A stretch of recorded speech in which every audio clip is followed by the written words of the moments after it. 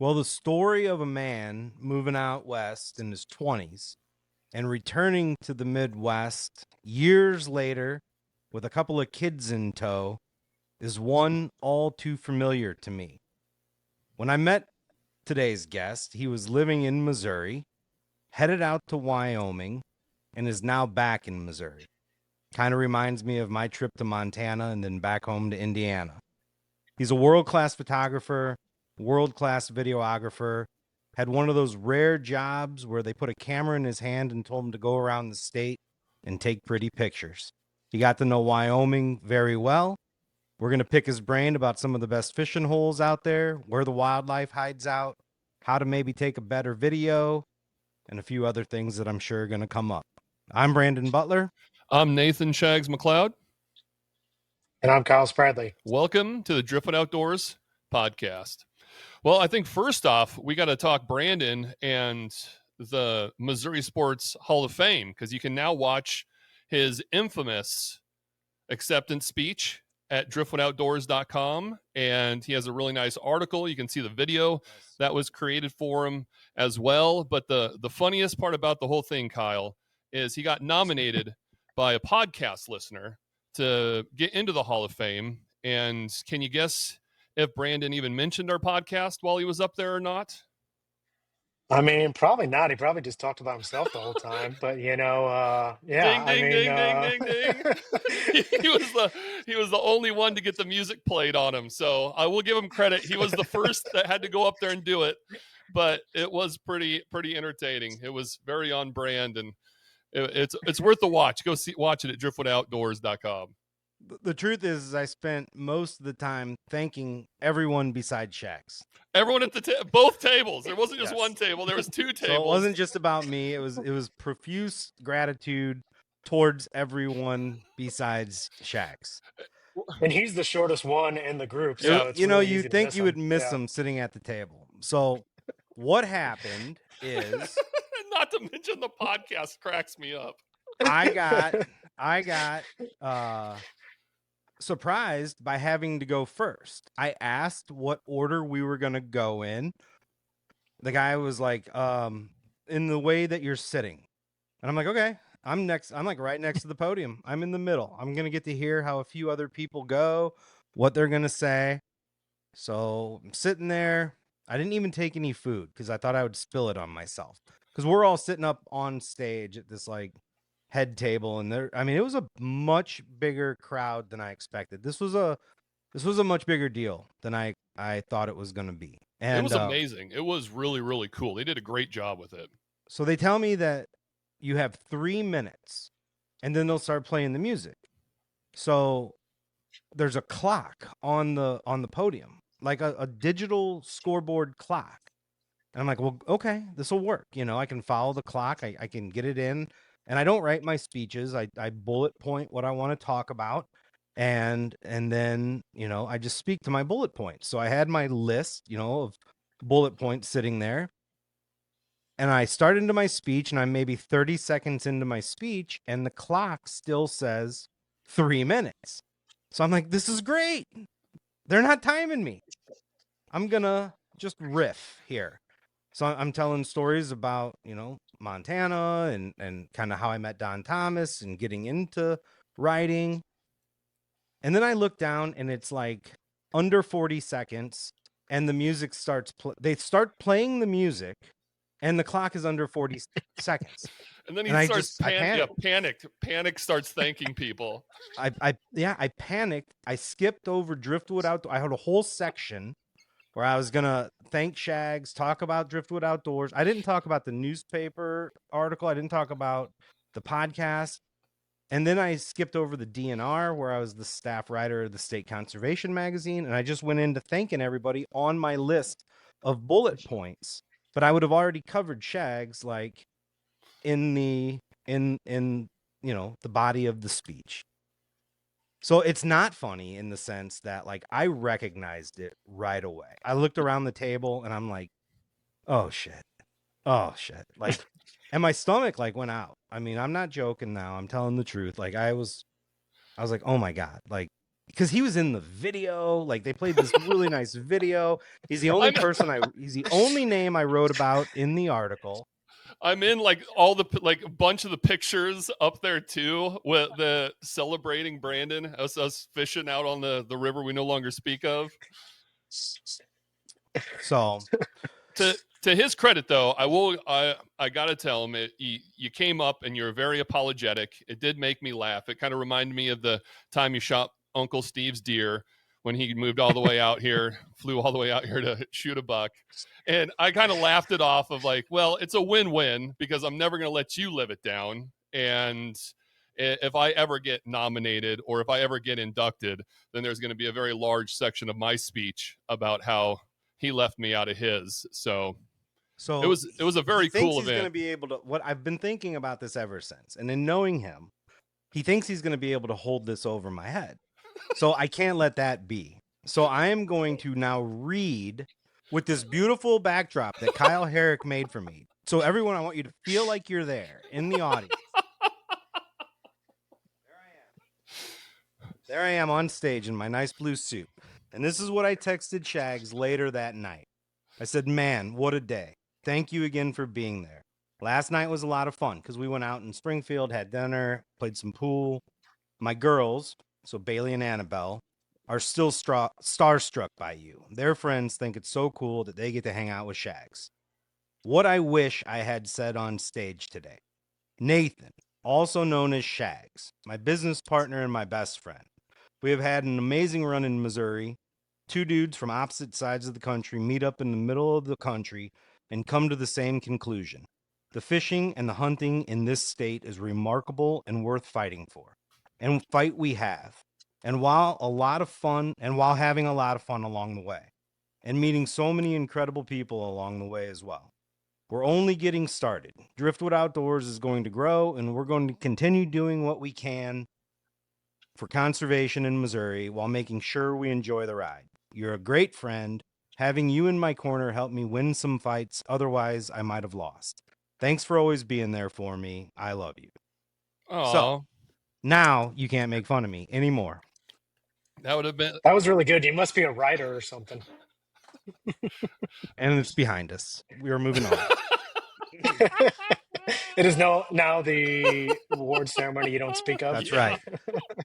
So he'll be in soon. He'll be in soon, and we'll get to do it again. I appreciate that. And he'll get to rip on me from the stage. So it was all joking aside, a beautiful ceremony. I mean, Saturday Night Steve, like some of the people that also got inducted, their videos, I mean, the stuff they've done for the state of Missouri. I mean, it was a really cool experience just to even be there.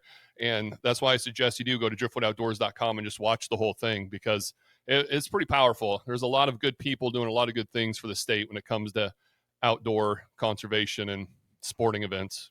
This guy, I don't know if you can see that or not. That's Lester Freeby. He's in his 90s. He was a dirt track racer. So he got in early stock car racer on dirt track. So cool watching the old film they put together for him. Amy that got in for archery. Mike McLeod, $2 million in total career winnings on BASS. One of the founders of FLW. It was amazing, man. Very humbling, very surprising. I actually ran into Gerald Scott today in Clara's Cafe in Sedalia, Missouri. And Gerald, if you don't know, is a longtime outdoor rider, and he's also just one of our like true living American heroes. I mean, flew 100 fighter jet missions in Vietnam, like crazy guy, and now like a comedic writer. And he came up to me in the cafe and congratulated me, and I said, thank you. I was very surprised by it. You know, I honestly thought if something like this ever were to happen, it would happen around your age. And he goes, yeah, it should have. So I was like, all right, I agree. I don't know. Like, I hope they're not telling me something. So. Oh, that's funny. Well, congrats again, bud. Well deserved. Thanks, man. It's pretty cool. Like I told a couple people though, I was telling you, Kyle, when you first got here, it definitely it has more weight to it than I thought it would have. Like it doesn't feel like I'm like of retiring age and somebody's giving me, it feels like, all right, now get out there and do more. Like, what more can you do? Like, if you're being recognized already, then clearly you do have a voice and a platform. And if God's willing, you're going to have a few more years left to get out there and fight. So fight we will. Yeah, you were one of the youngest people up there on stage, which you don't get to say very often. Yeah. And tallest. Yeah, those race car drivers aren't very tall, are they? No, archery people either. Bass fishermen, I guess. I don't know. Like, I was winning the day. I have to post pictures with Shags, so it's like I'll post 3 pictures of me, you know, eyebrow to eyebrow with people before I post 1 picture with me and Shags. Just because, like, if it's just me and Shags one, I look like I'm 4'6", and Did you see the comments? Because he was smart enough to get up on stage. So we got a picture of me standing on the floor and he's standing on the stage. And I posted it. I did see that. I Yeah. posted it on our Morning Shag Facebook page, and some of the comments were like, "Jesus, how tall is he?" And then the other comments like, "He's on the stage. You can see it." should have in the deleted those background." ones. Been like, he's a 7'4". How about your cousin I picked out there from Syracuse? Found Shag. I sent you a text of your 7'4" McLeod cousin. Yes. There's a 7'4" guy on the Syracuse basketball team with the same last name as Shags. Mm. So That's kind of a unique spelling too. Not a lot of McLeods have dude, it that way. that game, it was a 7'3" guy against a 7'4" guy, and they could both play. And the game before that, so I had to go to Charlotte for work, and I had nothing else to do, and not drinking anymore. I would have, like, for most of my life, I'd have found a bar, and now I'm sitting in my hotel room, like, what do I do? And I just looked, and the ACC tournament was going on. I got on Game Time. Shout out Game Time. You should sponsor us for as many people as I tell about your app. I got a ticket for like $6 and went and watched, and it was like nosebleeds, but there was only maybe 30% of the seats sold out. It was at the Hornets Arena. And the first game was Stanford and Cal. And do you remember Peja Stojakovic? Oh yeah, He was a pro. Mhm. His son played for Cal, but he played Mm. for Stanford last year. So there's like a real rivalry there. He Some dropped bad blood. He dropped 37. Just like, I felt like he could have thrown it up backwards between his legs and it was going in. Like, they were double teaming him, triple teaming him, and he's coming up and popping a 3, taking him off the key. Like, the dude is going to be a mean pro. But there was a 7'1" guy that was like the reincarnation of Dirk Nowitzki. He was crossing dudes over on the top of the key and driving the lane at 7'1". It's just unbelievable how the game has evolved and how these players, and watching a 7'4" guy and a 7'3" guy, and they look like men. They weren't skinny. They were full grown giants playing basketball against each other. I'm glad I played when I did, because I'd have to be a point guard in today's basketball. You'd be a 3. You'd be a Yeah. 3. Yeah. Have to be out on the wing shooting threes. Yeah, you'd be a 6'8" 3 guard. But since we're talking sports, Brandon, I got to tell you, I went and hit the, excuse me, I spent a day, because we got like 80-degree weather now in March. It's going away. We're going to have some snow again, but it's Missouri spring. Yeah, we go 80 degrees snow, 80 degrees snow. 80 But degrees snow. I went out after going to the gym. I went and hit the driving range, because all winter long I've been watching nothing but golfing videos and how to fix my swing and how to hit the ball better. And Kyle, you don't know this, but I don't even consider myself an outdoorsman anymore. I'm a golfer. It's all I think about. And a fashion model. Well, that's why I had to put on, it was 80 degrees today. I was like, I got to put on my one-man wolf pack, my lucky golf shirt. But I went out to the driving range and was smoking it, and then hit the par 3. Very happy with the way I was playing. And Nice. my goal originally was to break 100, because I've not been very good. I've just been okay. I'm a better scramble player because I'm good for a handful of really nice shots. I just can't seem to put them back to back to back. I always like to joke, I'm a scratch golfer if you let me play all 3 balls in my pocket, because I can usually figure it out in 3 swings. I don't know if it's going to be the first one or the third one, but I'll get it figured out. And but I think it's a realistic goal that I could get into the 90s and maybe even upper 80s. That would be pretty incredible this year. That's going to be my goal. dude, I've played with you enough to say that's definitely a realistic goal. Like, it depends, where you're playing from. If you're playing the average men's tees Yeah, on an average course, I think you shooting in the 88 to 98 range that's my goal. consistently is very, very doable. People So don't realize how hard it is to shoot in the 80s. You no, want, yeah. I mean, to be 18 over, like if you bogey every hole, it's like you're still a pretty good golfer. God, to And bogey every hole, that would be a dream. yeah, Do you play at all, Kyle?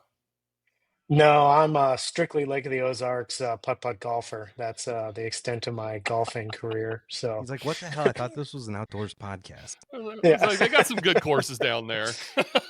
yeah.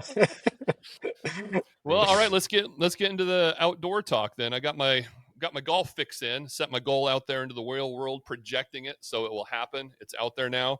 So, how did you guys meet up? Because funny enough, Kyle and I were talking before the podcast started. Apparently, we've met a couple of times because we got a mutual friend, one of his college buddies I used to work with. Shout out Tom Griffin. And you were mentioning Mizzou tailgates, and if it would have been back in those days, I was still enjoying the barley and hops, and those tailgates got a little wilder. And I apologize for not remembering.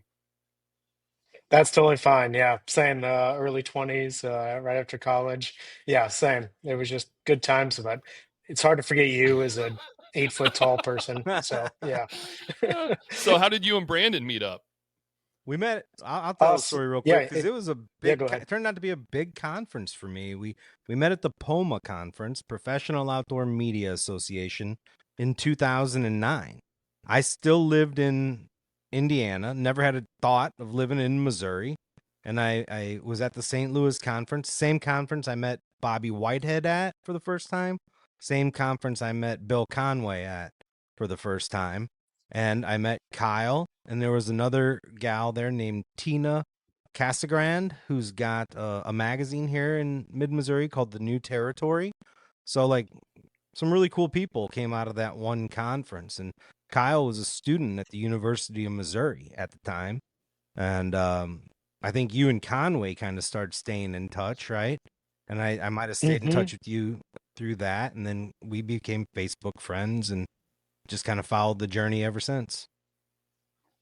Yeah, and after I graduated from college, I worked for Rural Missouri Magazine and was doing publications, all stories around the state and stuff like that. And me and another one of the writers at the time were heavy outdoors emphasis, so we were always chomping at the bit to do something outdoors related. So me and Brandon always kind of cross paths, kind of doing some mistake stuff there. And I think you might have been on the same media tour that me and Jason Jenkins were on when the elk were coming into town and stuff like that for the first time.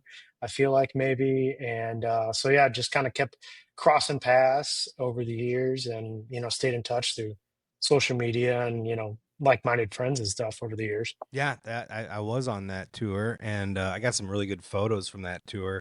I've got one of Hmm. Jason. I don't know if I have one of you, but I took these like indescript headshots when people weren't looking, and I've got one of Ron Kruger that I absolutely love. And then I got another one of Jim Anderson, who was the mayor of Eminence, who passed away. So both of those guys have passed away. There was one of Scott Pauley, definitely Jason Jenkins. So that was a really cool time. Yeah, if you look just over your left shoulder above the window, there's the poster from uh the elk reintroduction. So Kyle and I are Nice. in the same Yeah. house right now, just separated by a wall.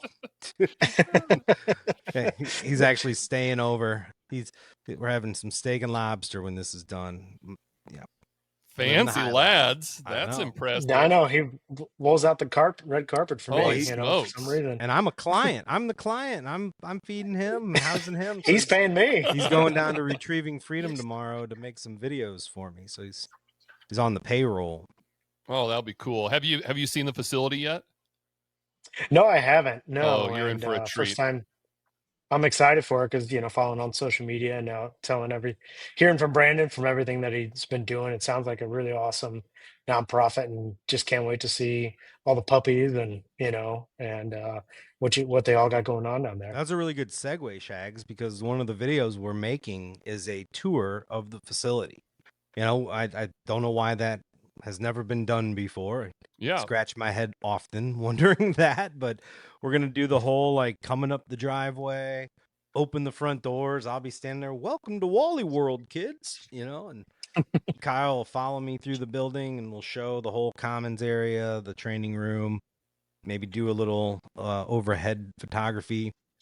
If we have enough time, we're going to launch the SS Freedom and get David Lyons out on the boat. We got a client in that wants to be in the video, and then we're going to do the challenge Nice. coin video, like the 1 minute, how do you become a challenge Yeah. coin person? So a couple good videos to get started, give them the lay of the land, and then we're going to talk about maybe doing some series and things like that in the future. That'll be cool. Well, Kyle, tell us a little bit about yourself. Give us your origin story. So originally grew up in the St. Louis area, suburbs of St. Louis, Fenton area, and grew up there. And about by the time I was in middle school, almost high school, my family, we got a family farm down in Fredericktown, not far from the Castor River. And so that was we had a 5 acre spring-fed lake and creeks and rivers nearby, and really got ingrained with the Fredericktown community that was the nearby town closest to us. It was right on the border of Marquand and Iron counties, I think. And and so we had that farm for family weekend kind of place for years. And so that was kind of our neck of the woods, kind of became that area for fishing and, hiking and outdoors and stuff. And then went to school at University of Missouri, graduated in '09 from there with a degree in agricultural journalism, and with kind of an emphasis in forestry, natural resources, and photography, photojournalism. And then after college, like I mentioned earlier, went and worked for Rural Missouri Magazine, which is distributed by the electric co-ops across the state and feature pretty much everywhere in the state besides stuff in St. Louis, Columbia, and Kansas City, a lot of rural dot on the map towns and backwoods kind of stuff. And so really kind of got, a really in-depth insider's look at the state and all the cool places around there. And it's always seemed to happen every time you leave to go to a story somewhere, especially down south, half the state, the fishing pole always fell into the truck or the car you were in. And I don't know how that happened, but always would find a fishing hole or a creek or something to fish on in between stories. So fishing kind of became, kind of my biggest passion and stuff like that. And like you guys, it wasn't something that was huge in my family growing up, but after I kind of got to my older kind of high school and adult years, kind of became a big thing that I like to do. And then after rural Missouri, I worked at Mizzou for a while for their ag school for a little while, and then the opportunity came up to be the photographer videographer at the University of Wyoming there in Laramie, and I saw it and applied for it. And me and my wife were looking at wanting to move out west, try something different, and we moved out there kind of on a whim, and ended up staying for 10 years and just came back about 3 months ago now. My wife got a job back here in town, and we've got one little 4-year-old girl and another one on the way next week, actually. And so being closer back to family and all of our friends and stuff like that was kind of needed for support system and stuff. So just moved back into the St. Louis area, and excited to be back in Missouri, and reached out to Brandon when I was, and everybody else that I was kind of knowing, like, hey, I'm back in town. I need some business being a freelance photographer, videographer, and also just wanted to reconnect with friends who I haven't seen in a long time and get connected back to that outdoor industry. And it was great to see so many people like Brandon that kind of, people I haven't really intensely talked to in a long time, welcome back with open arms and kind of welcome back in. So it's been fun getting back into it, and excited to be talking with you guys. I sent a copy of Rural Missouri Magazine home with Savannah for Shags today, and I said, "Hey, Shags likes the K Brothers. They're on the cover of the magazine this month. You take this home for him." And she's like, because Savannah works at Retrieving Freedom as well, and he said, and she's like, well, "I think we get this magazine." I go, "No, you don't. You're city folk. Like you live in the city. Yeah. No, we're outside of city limits. Boone County, Boone but Electric. outside So of where do you get your electricity? it's Probably from Boone Electric. it's a co-op. Really? Okay, Yeah. then she was wrong. So my burn isn't gonna work at all. No, 'Cause we she's get like, yeah, I know 'cause I'm what like, I get I go, rural Missouri who? Magazine. I go, well, where do you get your electric? And she's like, I said, who pays your bills? And she's like, well, we both do. I go, that's not what I mean. Like, who pays your bills? And she goes, oh, you know the answer to that. And I was like, yeah, that's what I figured. So where do you send your check for electricity? Like to Columbia, right? And I'm thinking Columbia Utilities. And she's like, No. yeah. And I was like, then you don't get this. This is only for No. people outside the city. But you got, okay, you're Boone Electric then. Yep. We're So like much for that joke.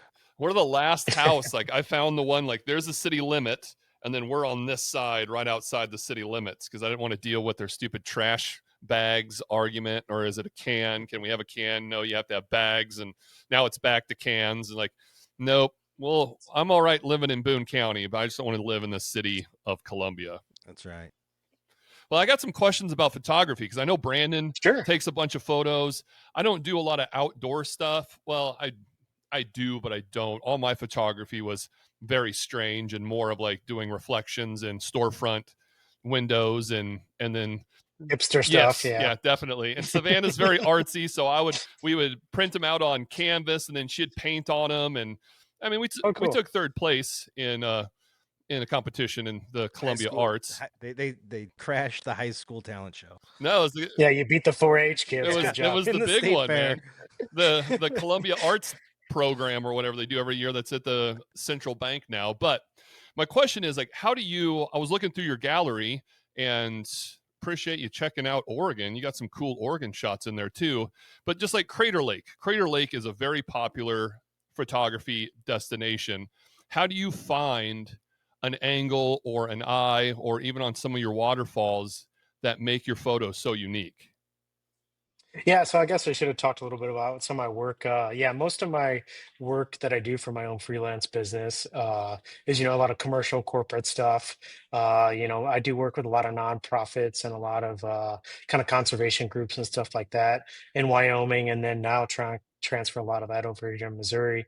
But my favorite stuff to do is the landscape outdoor photography stuff. That's a harder, kind of field to break into for regular kind of paychecks. So I'm glad to do projects for commercial work to kind of help support my outdoor landscape stuff. And most of that comes from just travels, personal travels, work travels, or something like that. And, always traveling to a different place. Like Crater Lake was a family vacation many years ago. And, it's just kind of about getting up at the odd hours of the early morning, the late nights, and kind of just walking around, just checking places out, trying to find different angles. And like you said, places like Crater Lake or like the Tetons, they're so, you've seen a million pictures of it, everybody knows what it is. So it's kind of, I've always enjoyed kind of, you know hiking that extra hill, going an extra mile, trying to find just a different perspective, different lighting, and just kind of spending time in a location, kind of looking at the way the sun's going to fall on a certain place, or looking to see, oh, there's a tree over there that kind of looks unique, or that rocky ridge, let's hike over there, so that's something that with my photography, it one, it enjoys myself just getting out and trying to check out these places, but also trying to explore, trying to just get your creative eye going. And you stare at a lake long enough, you try to find different angles and stuff like that. And that's what makes the outdoor stuff so interesting. Is a lot of my places I've gone to dozens of times, different times of the season, and it's always different. And so watching the way the sun falls on a mountainside or a lake or something like that is always exciting to see, because as you're sitting there waiting for the sun to set or sun to rise, that's when always the animals are out, Yeah. and the fish are rising. And so you see, while you're out trying to get a picture of that lake, you'll probably get a shot of a moose or deer or something, so like, just like with fishing, the fishing is, as you guys know, it's not just about catching the fish, it's all the other cool stuff you see along the way. And that's kind of a lot what I really enjoy with my landscape kind of nature outdoor photography stuff, is the experience along the way and trying to find unique perspectives and things of that nature. Well, I like how you also find like contrasting lines and angles of, even I'm looking at one from the Oregon coast with the big rocks out in the ocean, but then you got some driftwood laying on each other and a couple of pieces here and there. And it's just kind of a treat to the eye. You don't know where you should go. You kind of move all over the picture. And Mhm. you guys joke about my hipster photography, but that's kind of what I always looked for too, of like strange things that your eyes would do after you took the picture. So yeah, you got some cool stuff, Yeah, man. and oh, thanks, appreciate it. And yeah, that's I mean, I know it's cliche to say Ansel Adams to be, such of a strong, influence on people, but it truly is for me. I like the classic Ansel Adams style landscape, and he was big on, using composition to like, have a rock or a tree in the corner of the frame, and then it leads your eye through the rest of the beach or through the rest of the lake or the mountain range. And so that's something that my kind of eye always is kind of drawn to is try to find something in the foreground or something that kind of makes it more than just kind of a stand at a picture, stand at a lake, take picture Yeah. and then leave kind of stuff. Try to give something just appealing to the eye, and it's something I really enjoy about the work. Sometimes I wonder what type of photography he would be doing now if he had the technology that we did, that we do, compared to his like old school just film and going through like three and rolls for one photo, like just insane. And that a lot of stuff too, he does on glass plates. So he was carrying stuff on a horseback and old cars in the 1920s, 30s, and 40s. And there was probably dozens of photos that got lost because it was glass plates and things like that. So carrying around digital cameras a lot easier nowadays Well, what do you shoot? Are than you a Canon guy? You a Nikon? What are you? I'm a Canon guy. I mean, over the years, I've shot Sony, Nikon, all the stuff. It's still the monkey pushing the button, So, but yeah, I've been on the Canon system for 20 plus years, and that's what I'm invested in, and still works for me. I blame Andre Agassi for my love of Canon. They got their Those money's late worth That's on those fair. those commercials. late '80s. Those Oh yeah, EOS those ads were late just '80s beautiful. commercials Did just you have the always got me. headband? Mhm. Oh, with this long flowing blonde mullet and just all the slow motion shots. That yeah, I've been a Canon man since I was a kid. Who was his wife or girlfriend? It was like a supermodel at the time. I mean, he had Uh, quite the. Yeah, probably more than one. But his But book. he was the '80s Oh guy, yeah, yeah. So yeah, he had. Are you looking it up? yeah. Apparently, Brooke Shields. There it is. Yeah, I knew it was like a top shelf.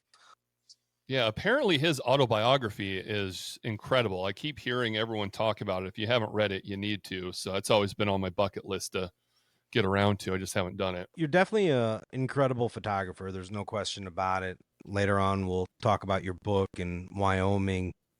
But you've also had to make the change, as most of us in the outdoor industry have. I mean, there are very few people making it in one discipline these days. Photographers or videographers, writers or podcasters, So how did you make that change? And what do you like about it? What do you like more about videography? What do you like more about photography? And how are they similar, but how are they different?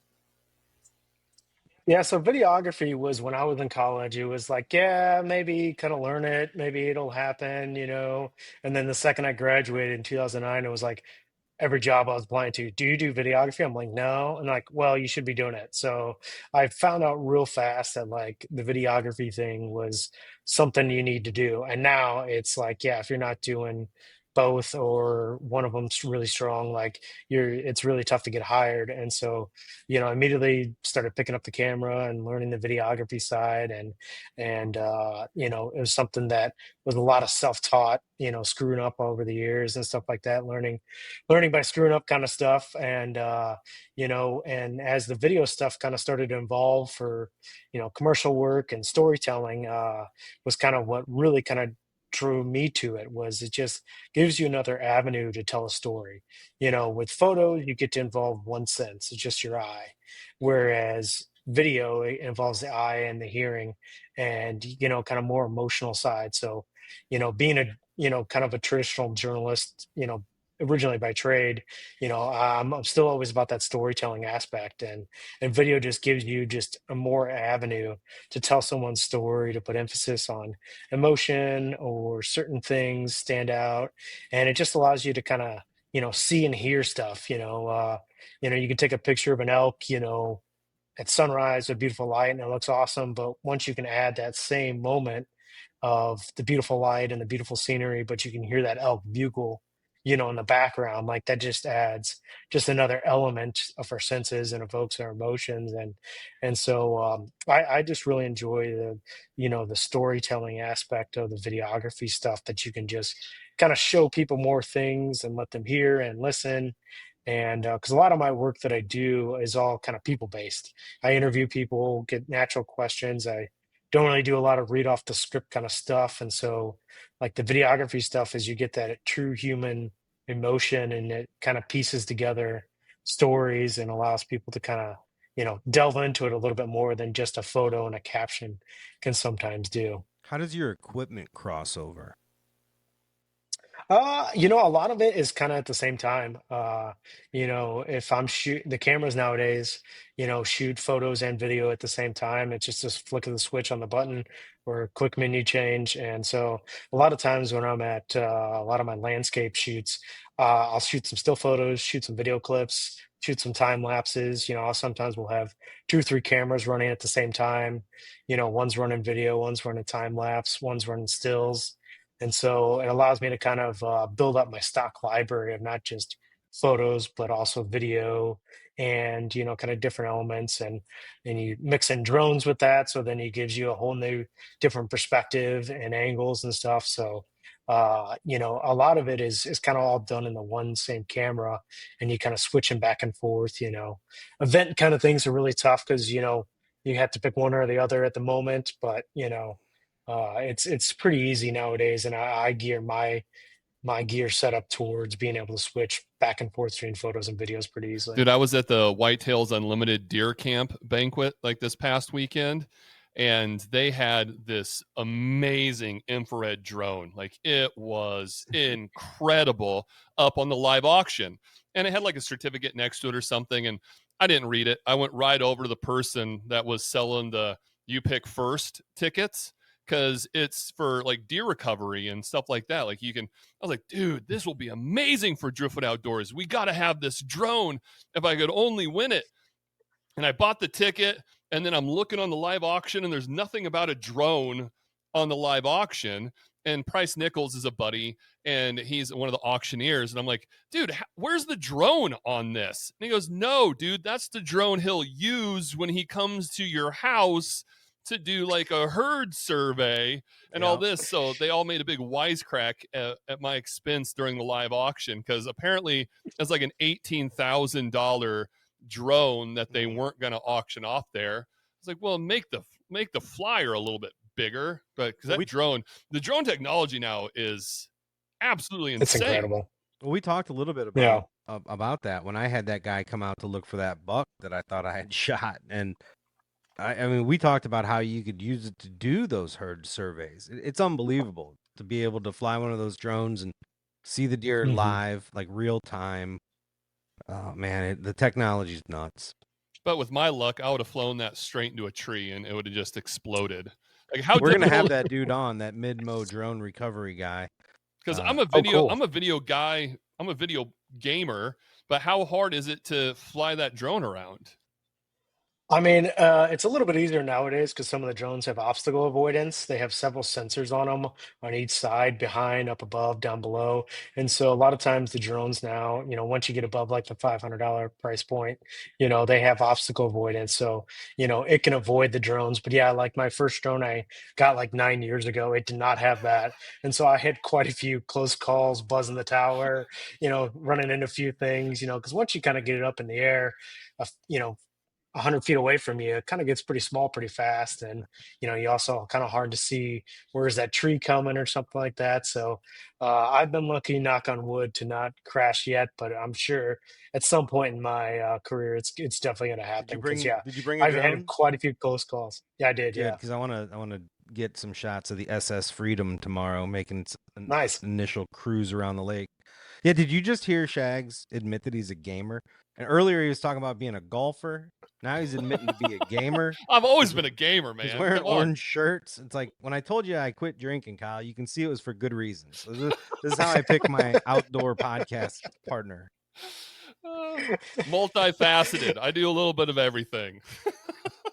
A Renaissance Yeah, man, if you will. including Yeah. things A modern inside. Renaissance Yeah. man. Yeah. A Renaissance man in the future. Well, I want to see you guys open all the doors in the facility and just run that drone, zip it through there, and that's what We you should- need. There we go. That's what you need the tour to be. We should do that. We should run it through the training room for sure. I can get up to 30 miles an hour, so we can chase Brandon around and see how fast he can run. Probably not 30. Oh, dude, we did touch basketball a little bit. So on our outdoors podcast, we always have to talk about college sports. Yeah. Do you pronounce it Mimbu? The offensive lineman from Missouri. I think. Mizzou. Yeah, Armand Mimbu. Mimbu. Yeah. That's how you pronounce it, right? Yeah. So that Mhm. guy's draft sure. stock has shot up since the combine. He ran like a 4.6 in the combine. They said that dude at 335 pounds was moving at 23 miles an hour. Wasn't he the one that was screaming and making like all the noise Oh, going down He's the? an animal. And the Bears are talking about taking him now. So the Bears have the 10th pick. Oh, don't send him to the The Bears. Bears have solidified their. This is where we lose interior all our line. podcast Yep, listeners when yep. Brandon starts talking about the Chicago Bears. So we're looking at taking that running back from Boise State, or maybe that tackle from Mizzou, who he looks like a beast, man. Like, could you imagine getting like? I'm pretty stout with a low center of gravity. Like I can take a hit, but if a 335-pound man was running at me at 23 miles an hour, he could kill Goner. me. He could kill me. And think about You're being like gone. a smaller person, like an under 200-pounder. You know, like, dude, that's dangerous. Brady Cook's stock went way up too. He had the Oh, I fast. know. He had the fastest 40 time of all quarterbacks. Oh, and his completion percentage was like off the charts, and his IQ. Like, I'm really hoping for him, man. Like, he's a good guy, and you know, he really did us a service as Mizzou fans. Like, he was good here, so I'm pulling for him, and I want Burden to go. Like, Burden's fallen off that like top 10 list, but I hope he still goes first round. I don't think he gets past Kansas City. Like, that would be. He would probably be pissed to fall all the way to the end of the draft in the first round. But man, if Burden got to Kansas City, that would be a smoke show. With I'd cool. be okay with that. Me too. Yeah, Genty, we got to see him because I used to photograph all the Wyoming athletic events and stuff like that. So we saw him play last year in Laramie, and yeah, that kid's the real deal. He should be a pretty good running back in the He's NFL for sure. listed at 5'9", so he's probably like 5'7" or 5'8", and just rock solid. And then Just a little guys, bowling yeah, ball. like they're hard. If you're 6'5", trying to tackle a 5'8" guy that's scrunched up, like that's hard to do. Like he's just like a pit bull, running through a pack of Labradors. So yeah, all right, man. Let's talk some Wyoming, and then I really want to talk about transitioning back to the Midwest, because Sure. you're really one of the only other people I know who's done that besides me, that I know personally. So it'll be an interesting conversation. So Wyoming, just for a little context, I never lived in Wyoming, but Wyoming changed my life. Like my friend Sean Clancy, when we were in college, his parents moved to Thermopolis, and his dad was working out in the oil fields. Sean and I went out there. We toured Yellowstone. We were all over the Red Desert. We rode horses up into the National Forest. We fished the Bighorn River. We went to Lander. We went to Laramie and partied with his brother at the university. And it was an epic, like, trip of a lifetime, 2-week trip. I was at Purdue at the time, said, that's it, I'm moving to the Rocky Mountains, moving there. Like, I don't know what I'm going to do for a job, but I'm going, and I did. And then that job was in Denver, but it quickly took me to Montana in 9 months. I worked for Napa Auto Parts, managing the relationship between Napa Distribution and 19 independent Napa stores, most of which were in northern Wyoming. So Thermopolis, Riverton, Lander, Worland, Powell, Du Bois, Grable, Cody, Jackson. Like, it was just an absolute dream come true. So I got to see those towns for a short amount of time. I had that job for about a year. You got to live that life for 10 years. You got to travel all over. Places that I quickly fell in love with, you built a long-term relationship with. I'm very interested in knowing some of your favorite places in Wyoming. Yeah, I mean, it really was an awesome experience. There was quite a few work trips to places like the Tetons, and I was working there for work, and I was with another buddy who was from St. Louis, that I was working with, and we were both just kind of pinching ourselves like we're here for work and we're hanging out in the Tetons and working with the national park staff, and we're technically locals, because Wyoming is just one giant small town with really long streets, so everybody in every corner of the state. And I wasn't even there that long, but I had friends and or acquaintances or somebody I could call up in almost every town in Wyoming. I mean, there's more antelope than people in the state. So I mean, like, you kind of got to know everybody pretty quickly and stuff. So and yeah, and there was so many, great pockets of, because I forget the exact stat, but I'm pretty sure it's something like 60 to 70% of the state is all public land. And so there's just so many opportunities and so many, just open spaces to explore and check out. And yeah, the crowds draw by the millions to Jackson and Yellowstone and the Tetons. But I mean, my favorite places were one of them that you mentioned, the Red Desert down in the southern half of the state, one of the largest unfenced areas in the lower 48. And just amazing geography and topography. And the antelope there don't see a lot of people, so they don't really scare. All And so you got pretty close to them. And a lot of my good photos of antelope are from out there. And it was just a moonscape kind of landscape and just incredible place to experience. And there's just nobody out there but oil and gas workers and a few ranches. And so but it was a place that's constantly under attack. They want to drill and harvest minerals off of it. And so I've been able to use a lot of my photos to kind of help promote that area, to show its beauty, to be like, this is a place people need to know about. And a lot of people see it and they think, oh, it's maybe some national park or some place that they maybe have heard of. And I'm like, no, it's the Red Desert. And you're like, well, you drive on I-80, you don't really see anything from the highway. And it's kind of the same thing with I-70 in Missouri. People think, there's nothing in Missouri because they just see it on I-70. And well, once you get off the interstate and drive dozens of miles off the interstate, there's just so much vast open landscape, and not a lot of people go out there. And so that was one of my favorite areas. And then in Laramie, we had about 30 minutes outside of town was the Snowy Range, very small mountain range, but the highway went up to 11,000 feet elevation. There's a ski resort right at the base of the mountains. And there were just hundreds of lakes up there, and most of them were within a quarter to half a mile hike right from the highway.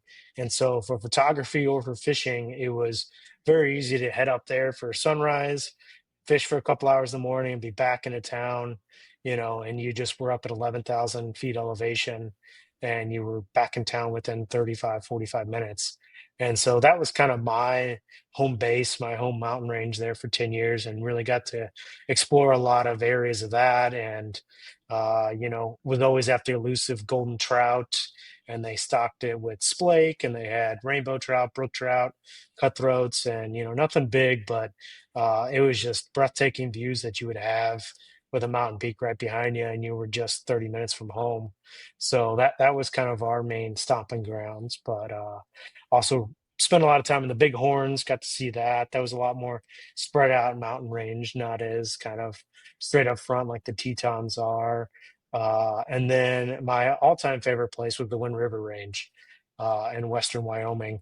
Just, basically runs kind of just south of Jackson all the way down to the lower kind of corner of the state down there. Very long mountain range, and not very accessible unless you hike into it. There's no road through the middle of it. There's no highway. It's all national forest land, or a lot of times you also have to go through Indian reservation land. And people sadly don't want to pay the reservation to go access it. But every year I always gladly paid the reservation fishing license for the access because it gave me one to fish on just beautiful property, support the reservation, and also get access to areas that people weren't going to. Hey, I And got to jump in real uh, quick on that because yeah, sure. I was going to bring this up after, but I want to talk exactly about that Wind River. If there's like one thing that I want to do out west right now, real bad, is I want to float that Wind River Canyon. So Oh so yeah. the Wind River comes out of the Wind River Indian Reservation, and Hmm. at Thermopolis, it becomes the Bighorn River. So Yeah. At the wedding it's of the the only waters. river in the lower 48 that has two names. Like there's no reason for it other than it leaves the res and goes into, the regular state of Wyoming. So the Wind River Canyon is one of the most remarkable landscapes I've ever seen. All those bighorn in there, Definitely. the way that they scale that dam. I mean, the whole thing's amazing. Have you ever floated the canyon? I never floated the canyon. There's only, I think, one guide company that goes out of there, and it's a Native American based company. And the reservations for that to get a guided trip through there are like you have to do it like in a year in advance. And it was something I always wanted to do, but never got the opportunity. But I did fish it quite a few times, staying in Thermopolis for jobs and stuff like that. And I hooked into probably the biggest brown trout I've ever seen in my life. And it's, the rivers, kind of snakes through the canyon, and then the highway's kind of right up above it. And I was down on embankment casting, wasn't getting really much, kind of early summer day. So the flows are really high from the spring snow melt and stuff like that. And I wasn't getting many bites or anything. And then all of a sudden, just something took my fly and just went down with it. And I let it run. I'm like, oh, this is a big boy. This is a big boy. And, I'm kind of fighting it for probably 5 or 10 minutes, probably was shorter, but it felt, like one of those long fights. And I just felt it pulling, pulling, pulling. I'm like, oh, baby, where's the net? Where's the net? And I'm getting it like probably within, and I hadn't seen it yet, but just kept felt in my rod, just pulling, pulling. And and I was about ready to get the net and looked over at it. And then it kind of, I saw the side of it, and it did like flicked it off, flicked the fly out of its mouth just like that, like it was nothing, and then flicked its fin up towards in the rapids. And I mean, I was probably 10 feet from it, but I mean, it had to have been one of the biggest, brown trout like ever, because I mean, or at least I felt like it when I was on it. And I just went like, oh, I missed it. But I didn't know this, but there was two guys behind me, and they just go, holy shit, man, did you see the size of that fish? And I look up at him, and I was like, okay, good, somebody else saw this, so it wasn't just like Oh, my long fishing story. And I was like, did you guys see the size of that thing? And they're like, oh my god, that thing, it had the salmon jaws and everything, it looked like a massive football. And it was just a What's massive your lunker. guess on weight? If you had to guess, fish that got away. Oh man, maybe 5, 6 pounds, maybe, or something, maybe You'll have to bigger, go back and maybe eight listen. or You have to go ten. back and listen to But the episode when Lauren had a 25-pound brown trout in the net twice with mm, Dwayne Doty on Taneycomo. Are you familiar yeah, with what's happened at Taneycomo while you were gone? not too much, just kind of from your guys' kind Yeah, of so we're updates. like But 2 pounds off the world record in Missouri. oh So New wow. Zealand currently has the world record. Bill Babler has the state record, which is a 40-pound brown trout out of Lake Taneycomo. Shags and I I are think he just painted a catfish. yeah, they're triploids, so they don't all they do is eat. They don't have a sex drive. We Yeah. always joke like how fat would we be if we didn't care about sex? Like all they do is eat. Um so Lauren had on a absolute fish of a lifetime. I was in the back of the boats, kind of putzing around because both her and Shags are not fun to fish with, and I'm back there trying to be an enjoyable fisherman. Shags is like, "Get your line out of the water! I'm Get it screaming out at of him, get your line out of the water. She's got a big one. She's got a big one. He's just, because I saw it out there. The thing was like, looked like a salmon. It And he's came like, out of the huh? water like this, like straight out of the water, and I go, whoa, like, and then it wouldn't fit in Dwayne's net. Like it came out twice. It was and Shags like even like tried to reach. I just watched it like sink back to the bottom. Shags like diving over the boat for it. It was crazy. Oh, it was the biggest trout I've ever seen. I don't know if you can see behind me. I got a 31 incher Mhm. back there. That's like 13 pounds, and it made that one look like a minnow. It Yeah. legitimately looked Yeah. like a Chinook salmon coming out of the water. We'll have to get you down Yeah, to maybe. Taneycomo with us. We'll be there this weekend. Yeah. Mm-hmm. Nice. Dragging the drift boat. Are you bringing it down? Nice. Yeah. All Figured right. what the hell, man? We'll just put it in at that boat ramp by the dam, motor up, float back, motor up, float back, and then do that anchor. And maybe if we go out after dark, we can anchor up and, just kind of, what's that technique where you just throw the jerk bait out behind the boat and Just let twitch it. let Yeah. the current hold it there and twitch it. It So, depends on if they're Got a dead. running water or not. It looks like oh, they that's haven't. true. Looks like they haven't, but be better Hmm. for wade fishing, I guess. Well, we'll figure it out. You could still get your drift boat up there a little ways. You just won't be able to go all the way to the cable. You been hanging out up north? Was that a boot? You The want me to boot? bring my boot? Bring your boot down. It's because we got that fishing with Shags going back up to Ono, don't you know, Minnesota. Yeah, you're Up practicing your. the Lake Come of the on, Woods, everybody, don't jump you in the boot know. with me. Going all the way up to Baudette, don't you know.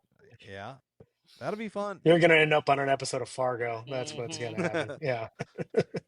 Well, what else? What else in Wyoming, man? Like I definitely want to hunt Wyoming more. I don't do a lot of tag applications out there because I'm so focused on finishing this quest. I'm building a few points in Wyoming, but not like I have in Colorado and Montana.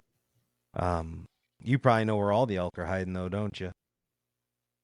I mean, I'm not a huge hunter. I'd gone on quite a few hunts with friends and stuff like that, but I've never harvested an animal myself. Something that I've always wanted to get into, but always just like, what's another expensive hobby, kind of thing. And but I Don't need a pick new up hunting golf. got to friend since Shags quit. yeah, If you want to put a resume in, I'm accepting yeah, applications. yeah. I But mean, even in your photography the journal, like journeys, you've had to come across a bunch of elk mhm. out there in the desert and stuff.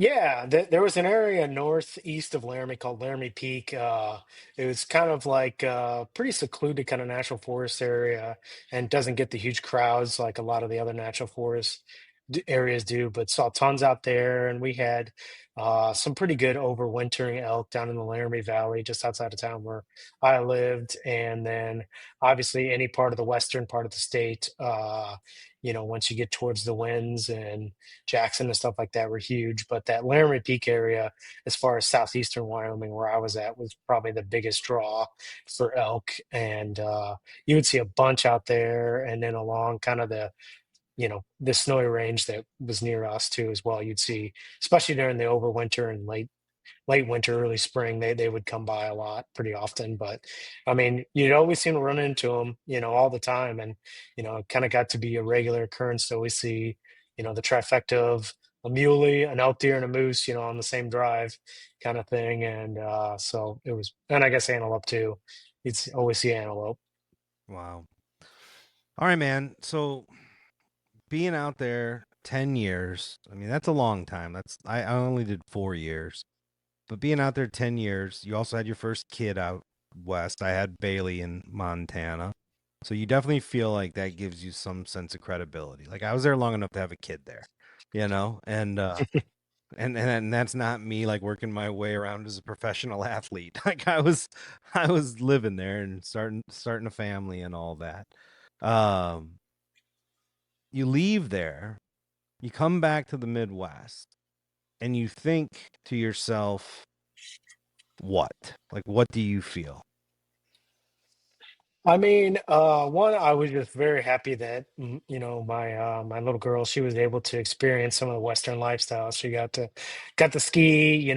We went up fishing all the time up into the Alpine lakes and got to catch her favorite fish was rainbow trout. So got to have her just kind of experience that kind of little bit of taste of that different lifestyle that us growing up in the Midwest didn't kind of get. And her seeing moose and elk and you know antelope all the time, was just you know, just proud dad moment kind of stuff, and I was glad she got to experience that. And but even when we would come back, to Missouri when we were out in Wyoming. Just you know, southern half of the state still like always tickles me. Like this last summer, me and my wife took a float on North Fork of the White River, stayed at the River of Life Treehouse Cabins. My good buddy Myron, who runs that place for years. It's one of my favorite places in the whole state, It's and beautiful. Yep. That oh, resort just is Definitely. amazing. incredible. Absolutely love that place. I haven't been down there Yeah. since they got wiped out in the flood. How has the recovery been for them? So it's been, I mean, obviously they lost quite a few cabins and stuff like that due to the flood, sadly. And so a lot of the ones that were like right along the river are no longer there. And so they've rebuilt most of them up on the hillsides and stuff, kind of a way to future-proof that problem. But I mean, it's kind of nice because then it makes the banks even quieter, but I mean, it's still just one of the best hidden gems I feel like in the state, and just a cool area. And that whole North Fork of the White River just is just so beautiful in the fog every morning, and then they have the falls there and stuff. So I mean, even after seeing the Tetons and the winds and all this expansive western landscapes, it was still just incredible just to go see a Missouri float stream, see the clear waters, catch some trout. I mean, it's still like is an incredible thing to experience, and something that like, oh my God, this is so, compared to the Tetons. I don't feel like that at all. It's still, even after seeing all that kind of stuff, it's incredible place to go experience and go enjoy for sure. So I mean, yeah, I mean, it's been tough dealing with, traffic. I think I see more traffic in St. Louis in one week than I did in all of Wyoming. But that's but it's there's still so much stuff so close by. And I mean, growing up used to be like, oh God, the current river's 2-3 hours away, that's so long. Now I'm like, oh, I think I might just go down there for a day trip or something. Like out west kind of changes your perspective on driving distances. And we would sometimes go 2-3 hours for just a weekend camping trip or something. So being back here, seeing those places, that I used to go to, that I used to think was so far, now I'm kind of like, oh, I should just go there on a day trip or something. So but just kind of seeing the evolution of, more access trails, more, access points and stuff like that, just by looking at the maps. It's been kind of cool with just myself, just kind of, seeing, oh, wow, there's been, a lot of good progress and a lot of places to get, go check out things too and stuff. So very looking forward to kind of, now as we're kind of getting into the warm seasons and stuff like that, getting back on the waters and stuff like that for Yeah, Yeah, sure. I can growing really up in relate with Indiana. the beauty of it, like kind of what you're talking about growing up in the Pacific Northwest, like on the northwest corner of Oregon, right on the Columbia River, like in Goonies country, down in the Ozark area of Missouri is I fell in love with Montauk. I proposed Hmm. to Savannah with a knee in the upper current river. We're gonna get married down on a campground right down there as well. And it's the closest thing I've found in the Midwest in my travels that reminds me of home. Just that kind of being able to get away and feel like you're in the wilderness, like you're in it. And I've never seen such clear streams before in my life. So I'm with Hmm. you 100%. And being a trout guy growing up in Oregon, I mean, as you can tell, I love the idea of being able to go 2 hours and be able to trout fish. And I got lucky enough to find the Polish embassy, my vacation estate, which is like a single wide trailer right outside of Montauk State Park. And we go down there and stay the weekends and just fish and have a great time. And I always said I was going to retire back home, or at least try to make it to Idaho and the little sliver, the little handle. But after finding the Ozarks and Montauk and that area down there, I'll probably end up dying down there on a river somewhere, just keel I over in mean, old age. those rivers and the clear streams, and there's so many different float streams in Missouri. That was something that when we moved out west, me and my wife were like, okay, so where's the just we want to get on a raft and just hang out and float kind of river. There wasn't as many of that out west. There's fewer rivers, so you had to go a lot farther and stuff like that. So we kind of realized real fast that, like, man, Missouri's got a lot of water. Missouri's got a lot of great, clear, perfect streams, float streams and stuff like that. That, like, when you're there, you're like, oh yeah, they're always there. But then when we left, we're like, man, we didn't realize how good we have it Yeah. here. That's something that yeah, we may not have the classic Tetons, mountain range, but like there's so much good water. And like I was telling you, like my family property we had near the Castor River, that's not on a lot of people's bucket list, but that was my favorite wading stream and stuff because that was, it didn't get the crowds. It was small, had great smallie fishing, and we got to learn every little hole and every bend and stuff, and got to know the neighbors around them and stuff like that. So I mean, like you take for granted, I feel like sometimes as much water as we really have here that a lot of states don't have. You definitely had a different upbringing in Missouri than I had in Indiana, although they're both in the Midwest. You had a farm, you were familiar with southern Missouri, you were familiar with public land. See, I grew up right outside of Chicago, Northwest Indiana. Public land was like that was like the poorest line there is. Like if you were one of those sad suckers sitting on the fence at Winnemac Fish and Wildlife Area when we were on our way to the private farm, you would see like orange jacket every 100 yards down the fence, like on opening weekend of rifle season. That was the horror that I thought all public lands were growing up. Getting out to Montana, even a little bit of time in Colorado, and getting exposed to the vastness of public lands and the true freedom that comes with it, the ability to not have to check in with a ranger, not have to get a permit to go on a hunt or a hike, or just, outside of the normal licenses, of course. But when I got back to Indiana, I was in the southern part of the state where there are more public lands, smaller, but still some 30,000 acre forests, about a 200,000 acre national forest. And I was then able to apply everything that I learned out west to these public lands in the east. And I think that's the real magic. Like, you clearly already knew some of that, but that's why these lands here in Missouri matter so much to me, is because I know what it's like out west. I know how people they live their lives around these public lands. People graze on public land. People do produce energy on public lands. Like, they are a common resource, but they're also where we recreate, we hike, we hunt, we fish, we Mhm. spend our time in nature. And a lot of people in the center part of the country fail to recognize like what we have in public lands in America. Even in New England, I found like in Maine and Vermont, like down in Georgia, the Carolinas, people get public lands. But Indiana, Illinois, Iowa, like it's just not it's just not recognized. So that's why I found Missouri to be so amazing, is because it's kind of like those public lands of the West, but here in the center part of the country with those amazing float rivers that you were talking about.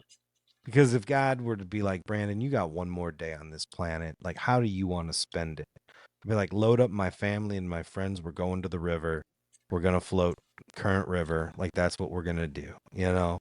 And I'm Mhm. so thankful for the education that I got out west and the ability to apply it to here in the Midwest. That's pretty special.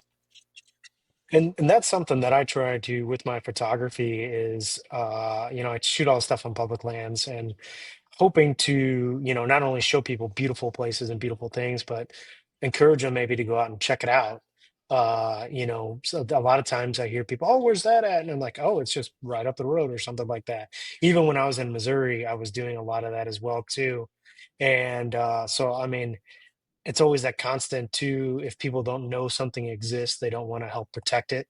And it seems like our public lands are always kind of under siege and stuff. So, as much as I can do, which I know is not as much as so many other people are, doing so many other things to help battle for public Yeah. lands. But, I hope that little bit that I'm doing can help people at least know about something so they want to protect it or want to go explore it themselves and experience the cool places, that are out there. We won a big public lands battle today. There's all kinds of news releases coming out. My inbox is blowing up with it. Shags and I had Brad and Phil on, the corner crossers from Wyoming. And today we won the corner crossing fight Oh, no shit. again. So all kinds of different press releases. This one's from BHA saying Awesome. today the U.S. Court of Appeals for the 10th Circuit ruled that corner crossing is legal. This marks a precedent setting victory for public land access and historic moments, yada, yada, yada. Public land can be accessed by the public. Landowners cannot block public access claiming ownership or control of the air above a property corner. So that right there, I don't need to read anymore. I just want to say a big That's F awesome. you, a big F Heck you yeah. to every asshole out there who's ever said you can't go through my airspace over the corner of my land to access your public lands because I'm a dick and I've locked them up and pretended like they were my own while you Americans paid all the taxes on them. Oh, And I yeah. tried to keep you off. So to every one of you that bought a ranch that way, F you and the airspace that you used to Hell own. yeah. Oh. Well, Yeah, that happened not far from Laramie, from where we were at, and yeah, I was like, when it first came out, I was like, great, Missouri people are coming out, screwing things up, and then once you heard the story, No, dude. you're like, oh no, the Missouri people were right. Yeah, definitely support the So if Missouri I was guys. running And BHA right now, we would have a 10,000 person camp out on the BLM surrounding that dude's land. Like every I could take you out there and let's show you do it. exactly like that. Let's organize the camp out. Like let's just go out there and shoot every prairie dog off there. Like let's just do nothing but shoot guns and camp on our lands and just like I don't know. Amen, Just brother. throw it to that dude. That dude doesn't even live in the state.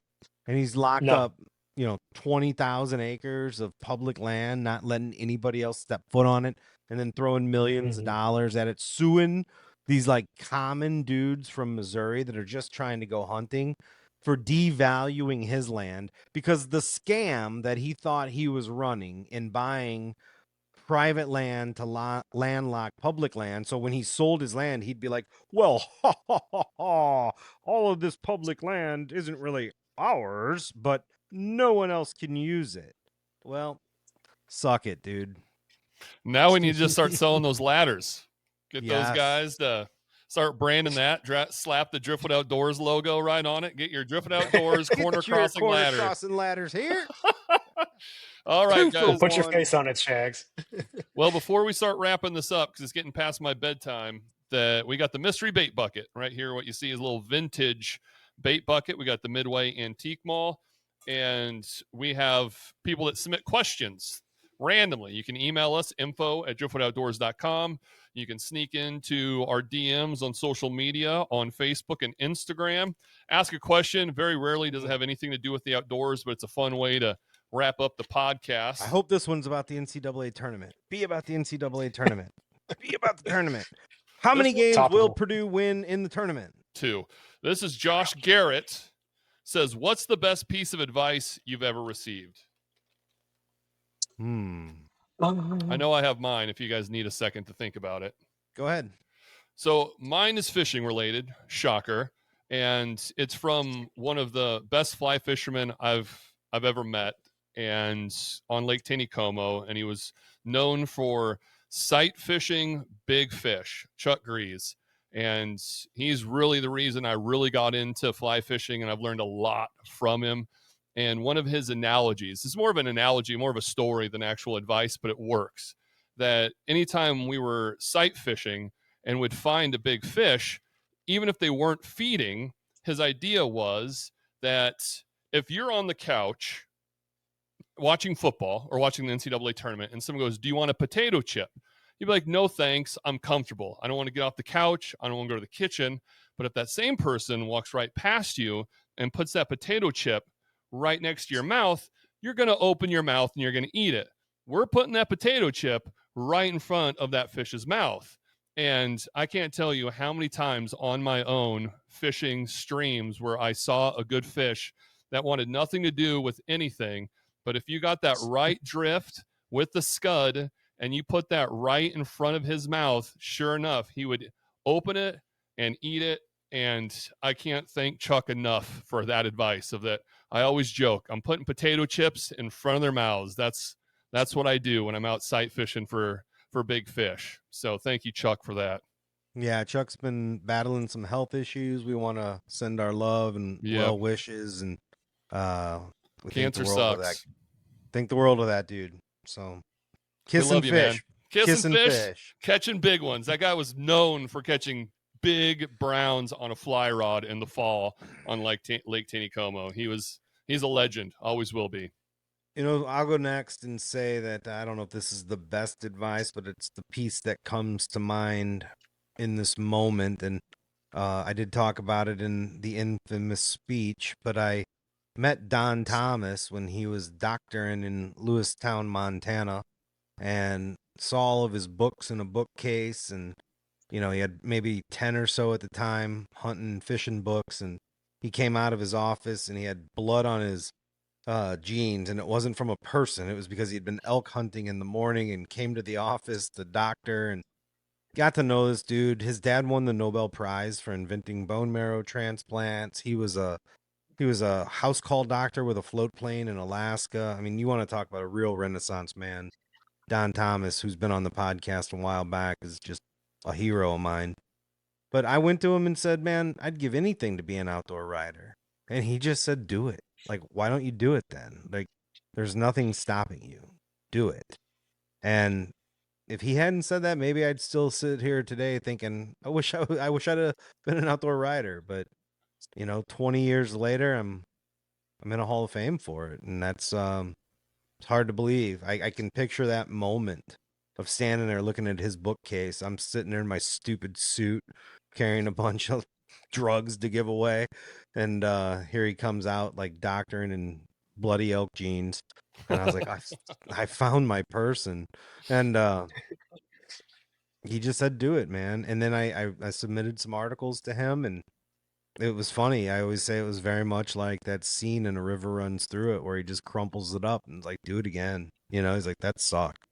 I did it again. And eventually I published some articles with him. I eventually won a POMA award with an article that he edited. So if it wasn't for those words of encouragement, there's a really good chance this podcast wouldn't even exist. And all I can say is that I'm trying to pay that forward and encourage people to do, you know, this sort of stuff as well, because nobody ever told me that I could, and until I met him in my 20s.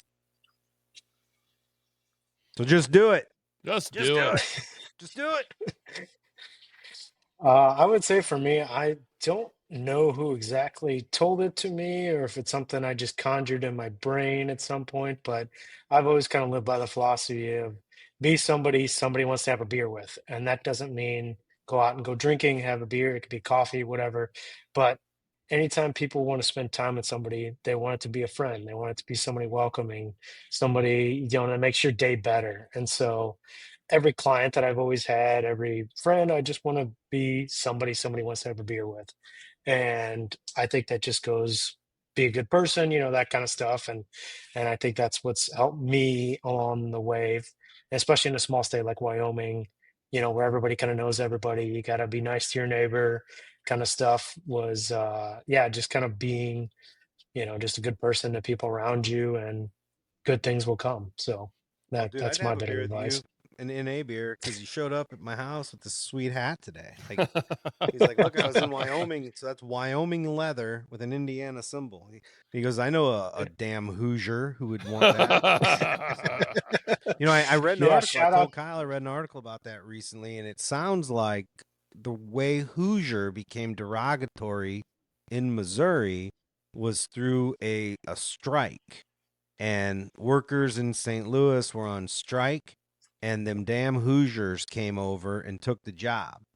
So Cross the Hoosier picket line. crossed the line. That, and who knows if this is true or Scabbies. not, but that's what I read is the essence of the derogatory nomenclature of the word Hoosier in Missouri. Anytime I hear nomenclature, I think of the Big Lebowski. Oh yeah, I don't think I that's had the a Big proper Lebowski reference nomenclature. in our board meeting yesterday. I dropped, and everybody just looked at me like I was like, what are you talking about? I was like, okay, wrong room. Like, It wasn't. This isn't No, Nam. am I the Yeah. only one that gives a shit about the rules? I Mark definitely it zero. dropped a Lebowski reference. Nobody picked up on it. Well, that's So, funny. Well, we got any final thoughts? The final cast of the pod? welcome home, man. Excited to do some Yeah. work with Thanks. you. Appreciate it. Definitely thought you were super talented before. I imagine you've become Thank you. like a superhero at this point with 10 more years under your belt. So let's do these Something like retrieving that. freedom videos, and let's go out and do some fun driftwood outdoors videos too. For That'd be sure. cool. Definitely. All right, We before want to we get do the blue ribbon trout slam in 24 hours. Start at 12:01 a.m. in the east and travel to the west and get it done in 24 hours. As long as Shags carries all my camera batteries, I'm game to do it with you. Thanks for noticing. I have been working out. I've been hitting Yeah. the gym every day. Those I kettlebell just like the swings are fact, looking Kyle, good, that bro. you suspect I'll be the one catching the fish. Shags can just carry Yeah. that. I'll just sit there and wait for you to whiff, and then I'll come in and get one. Well, where can people reach you? I'll put it in the show notes too, but hit all your socials, your website. Where can people reach you? Yeah, so my business is called Kyle Spradley Photography. Pretty original name there. But if you just search that or K Spradley Photo on Facebook or Instagram, reach out to me and be glad to connect. And yeah, glad to offer my services to anybody across the state, and be glad to get out and see some more of Missouri. Awesome, man. Well, thanks for sitting down with us. I look forward to working with you in the future. And gear review Appreciate it. coming up next. Brandon, into the podcast, the beginning of a gear review. What are you reviewing for us today? I just so happen to have in my hands Kyle Spradley's book on Wyoming. Oh, So Wyoming Photographic Journal. Just unbelievable how pretty this state is. I don't know what pages I'm opening to here, but oh man. Only the good ones. Only the good ones. So oh, there she is. There's Yellowstone. Yeah, right here, Kyle's book. Check it out. I assume you can buy it on Amazon, Kyle. Yeah, it's on Amazon. It's in hundreds of gift shops in Wyoming, but if people don't want to drive that far in Missouri to go get it, you can buy it on Amazon, just Wyoming, a photographic journey, Kyle Spradley, and you'll be able to find it. It's only $15. Pretty simple little coffee table book, and features about every corner of the state, a lot of famous landmarks and historical places and stuff like that, and photos and words written by yours truly. And Yeah, I it was a like the fact that culmination of a you have nice long captions for every photo. So there's an explanation as to what you're looking at. So congratulations, dude, on beating me to the book thanks, game. man. Appreciate it. I was impressed when you handed it to me, and I hope people go buy it. Thanks, man. all right. For mine, I got to give Chuck Grease another shout out. I was down there visiting with him and Lynn at the Anglers Outfitters Fly Shop, and they had this on the counter. It's called the Proof Ball. Oh, my light is going to mess that up. There we go. Kyle's like, That's you amateurs. You keep I trying to know, hold things up to the right? camera. But what it is, it's this fancy little orange ball, and when you're taking a picture of your fish, as long as that ball is in the photo, you download an app powered by Fly Techie, and it will give you the weight and the length of the fish. Mm. And apparently, they use AI, and it's scary how accurate they actually are. So for $35, you get two of these balls, you get the app, and now I'm going to have it in all my fishing stuff. So people can't call me liars anymore when I'm telling them how big the fish are that I catch. And it's just my giant hands that make them look small because I'm 6'8", 280. And now I got the proof ball to prove it to them. So just wait. You're going to be seeing this show up a lot on Driftwood Outdoors. He's gonna throw that ball away. On the second time he thinks a 3-pounder is actually just a 2-pounder. You're gonna be liar. You're The gonna see ball's it a liar. floating down The the ball river isn't. The on the ball's next. full of it. Like AI's bullshit. That was a 5-pounder, a pound and a half my ass. I can't wait to give it a shot. They'll go to Taneycomo with us this weekend. All right, man. Well, Could we trick the AI by getting a smaller or bigger ball? Well, possibly. I like the way you think. you never know. We'll see you down the trail.